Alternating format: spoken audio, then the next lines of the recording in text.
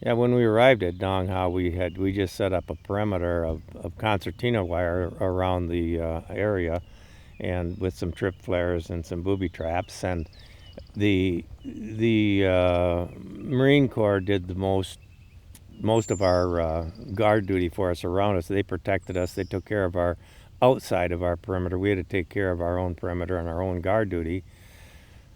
But there were times when the Marines couldn't get there in time, and I was chosen to go on a 10-man what they called a quick reaction team, where we had to deal with issues that the Marines couldn't get there in time to do. So even though I wasn't trained in infantry, I was thrust into some situations where I probably shouldn't have been, way beyond what I was actually trained for.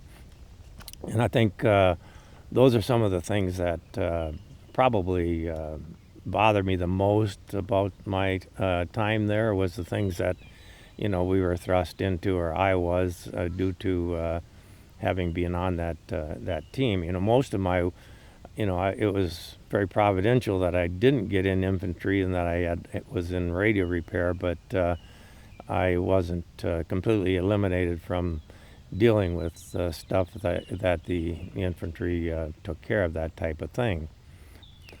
Yeah, for instance, when there'd be a time when, for instance, an ammo truck ran over a landmine and was under attack, and my team had to go out there and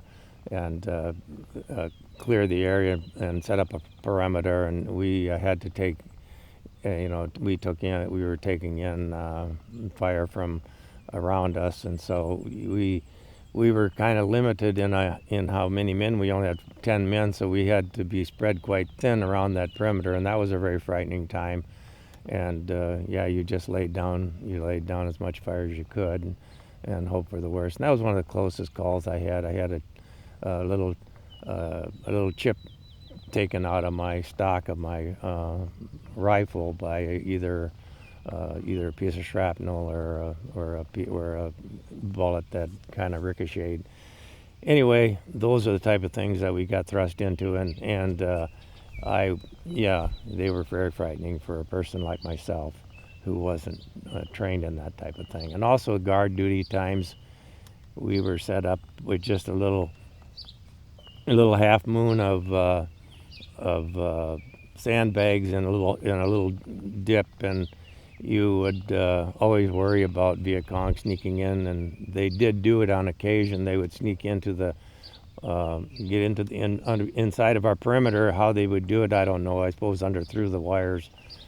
But yeah, it would happen that sometimes someone would have their throat cut in the morning when they went out to check if they didn't come in or whatever. So you were when you were on guard duty at night, your imagination ran wild. You were kept expecting to have somebody sneaking up around you, and it didn't. Even though it wasn't, your imagination was even worse than the real thing sometimes with dealing in situations like that. So you'd put up a flare and you'd light up the area, and that would, all of a sudden, everything was like daylight, and you could see there was nothing there. But on the same token, you showed everybody else where you were at, which wasn't a good thing.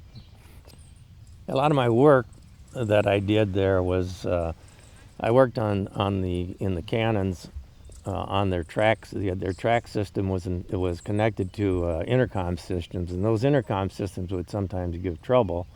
And so my work was to fix the intercoms on those cannons. Quite often I'd have to go in there and work on them. And then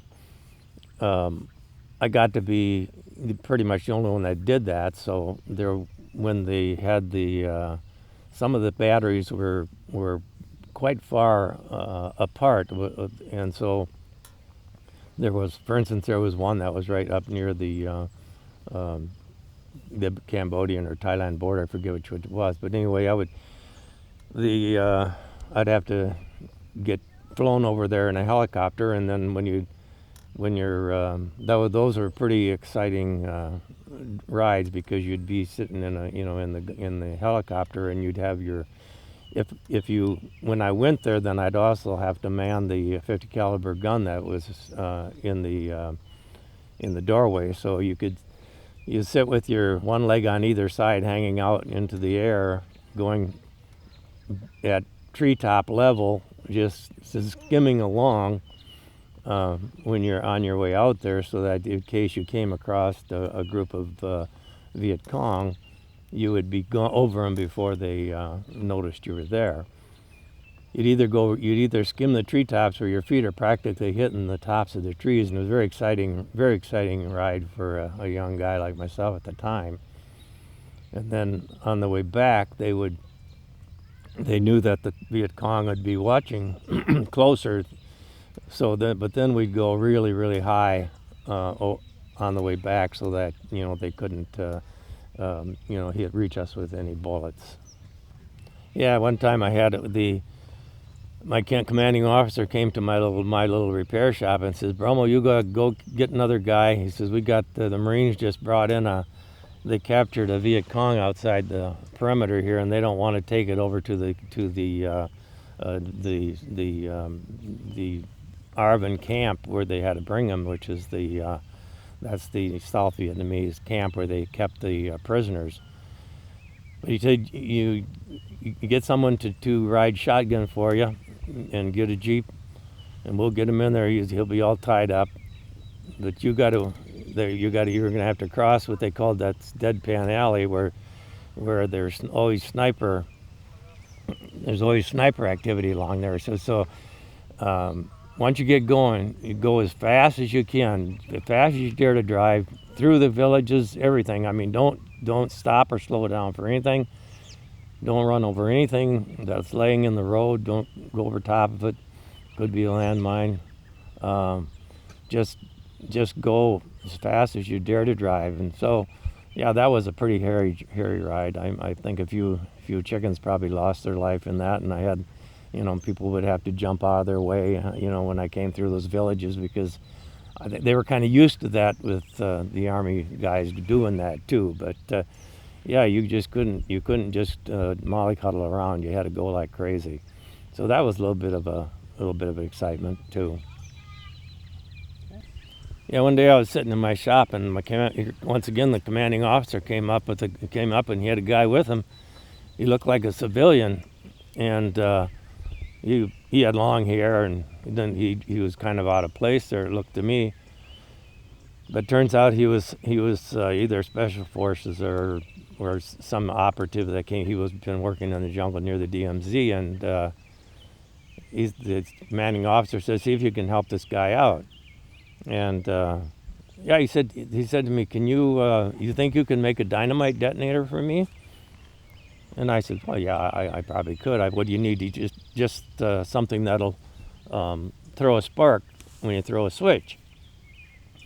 So I had lots of capacitors and big capacitors and batteries and switches. So I made them.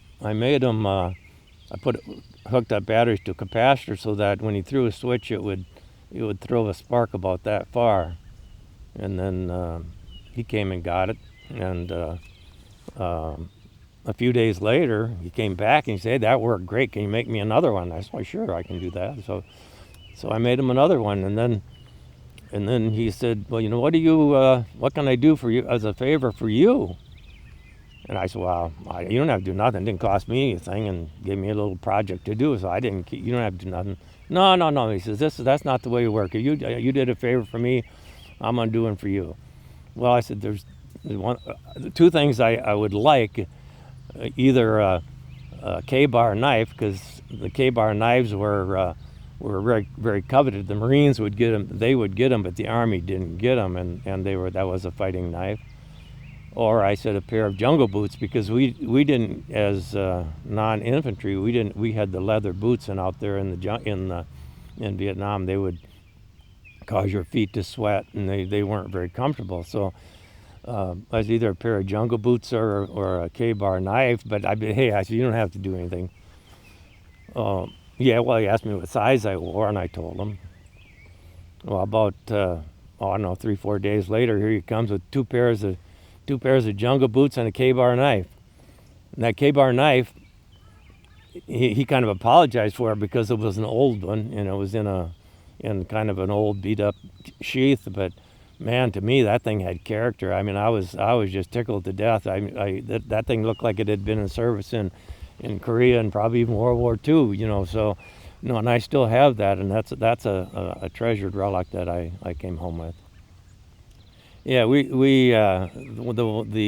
the one artillery battery wasn't very far away from our tent, and we had like wood frame and with canvas over the sides, and when those big guns would go off, the side of the concussion, I don't know if it was a block away or whatever, but when the big gun would go off, the side of the tent would go whoop whoop whoop whoop, and but as long as the big guns were shooting, we slept well because we knew that they were shooting out 12 to 15 miles with the big guns, so we didn't have to worry about it. But then as the smaller cannons started shooting, we knew the Viet Cong were closer, and by the time the 50 calibers opened up, then we knew it was time to hop out of bed and get our flak jackets and rifles ready and get to the perimeter and start being ready for a closer up attack. Yeah, during your tour in Vietnam, you had an opportunity to have a week of R&R somewheres, and most people wanted to go to Hawaii because sometimes their wives could meet them there. So they were usually the Hawaii was saved for men who had wives that they could meet them. But I had opportunity it became an opportunity to go to Hong Kong, and so I took it, and I went with another guy. His name was Kenneth Gino, and I just learned 2 weeks ago that he passed away. That was rather striking to me. I mean, I hadn't known that. I found it out from a veterans reunion email deal. Anyway, we went to Hong Kong. We flew it there with they provide voucher, and we could fly into Hong Kong, and then we got to they put us up in you get vouchers for a hotel, so a pretty nice hotel we stayed in, and from there we went on a lot of different cruises, not cruises, but excursions. We went up to Victoria Peak on the Hong Kong Island, and it was very interesting to walk around the small shops in the city of Kowloon, which is the mainland part of that Hong Kong area. We took a tour to almost to the Chinese border, where we could see the Great Wall of China from the Hong Kong side of the area there, and so that was pretty interesting. And it was also interesting at the waterfront.